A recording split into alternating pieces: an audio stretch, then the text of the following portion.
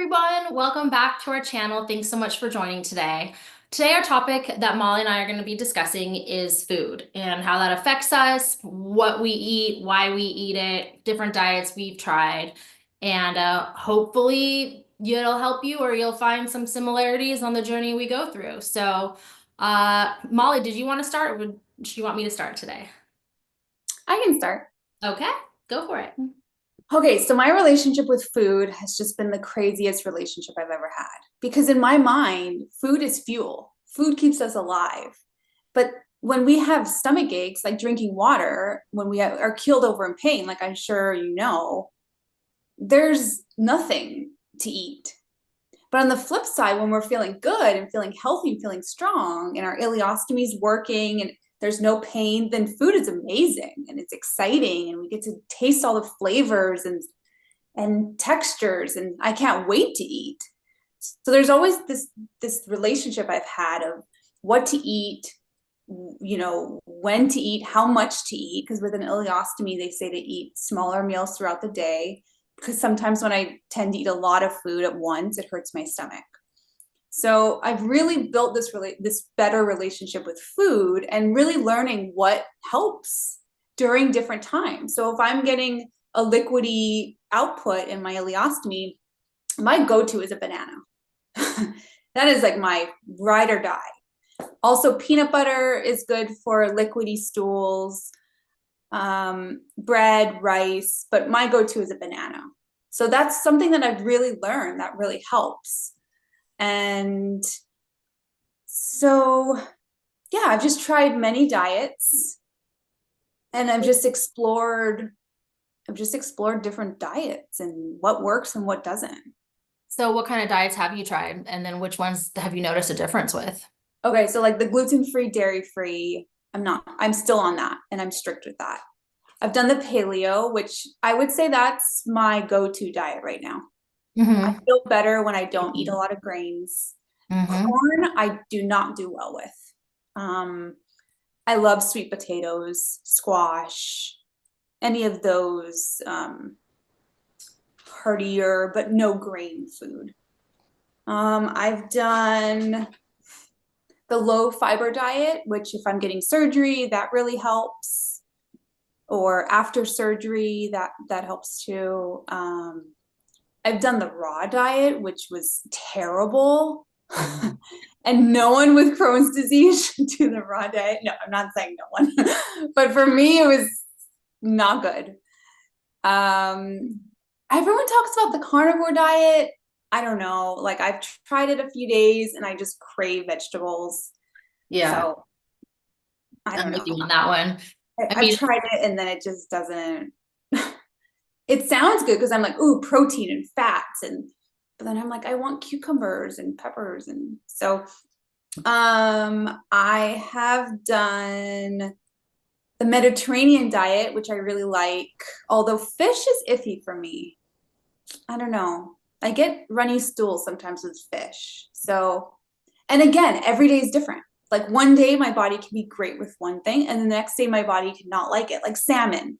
Some days it's great. The next day I cannot stop the runny stool. why So do again, you think why do you think you'd have salmon one day and not the next? Do you think it's like an emotional component, or do you think the salmon was farm raised versus, in the ocean and all natural, or just not I sure? mean, I always get wild salmon and I usually try to cook it myself, but it's just maybe how my gut biome is doing that day, or yeah, I'm not sure. I mean, 100% emotional is involved in all this. So I can even eat something sweet. And if I'm happy and peaceful and calm, I'm fine.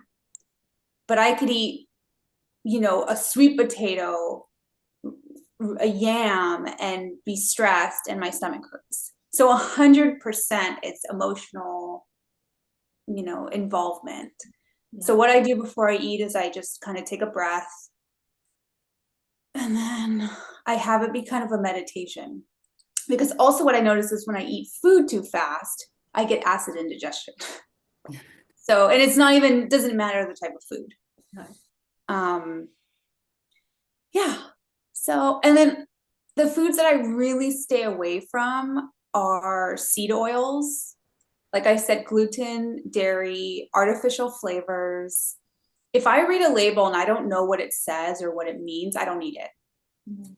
If it's 100 ingredients on there, I don't eat it. Um, no MSG. And so I just really try to eat clean, and I try to get grass-fed beef, and I try to get organic chicken and pasture-raised eggs. So I really just try to eat whole, clean food. Yep, And that seems to help a lot. that makes sense. Okay. Yeah, what about you? Um, well, your banana is my applesauce. So, you taught me that actually. So now I always have like that applesauce pouch, and I have it almost every morning because for some reason in the morning I seem to have like looser and it seems more watery. So the Oh, applesauce will like thicken it right up. So that's my go-to when I have an issue. So anyways, applesauce. Bananas, I haven't really honestly noticed a difference with. I mean, really? no, I mean, I've tried it to stop like diarrhea and it didn't do anything. The only thing that's actually helped me is the applesauce. So now applesauce gives me runny stools. Really? Yeah. Whereas before it was working. Huh. I know, I feel your pain. It's like sometimes you can handle it, sometimes you can't. I'm gonna say go get that treated with NAET and then see what happens, which No, it's could amazing. be another topic another day. But yeah, so for food, that's my go-to. And I have done like you, like I've done a lot of like I did the raw food, so I juiced like raw vegetables for a month. Awesome. Like no, it is not good for it was not good for me. I met someone that said that they did do that and it healed their Crohn's. So that's why I did it. And I just think there's different levels and different severities. And now they figured out, there's not one type of Crohn's, but there might be like 50, which is why like you and me can't do dairy or gluten, but then I know people that can, but then they can't eat, or then they do better with like on chicken and rice, but they can't eat fiber, where I do really well with like vegetables and meats. And so everyone's a little bit different. Um, so for me, I did the raw food, and then after the raw juices, I went straight to raw food for 3 months. And like you, it did not help. I just lost a bunch of weight. But it did not do anything positive for me, unfortunately. Um, the AIP paleo diet, I'd have to say, is the best one, but it's so, so hard because it's so restrictive. You basically have to cook everything and you can't eat anything. And no, I mean, it's an awesome diet. I just think it's really hard to follow long term. So the It actually paleo stressed one, me out. it is what?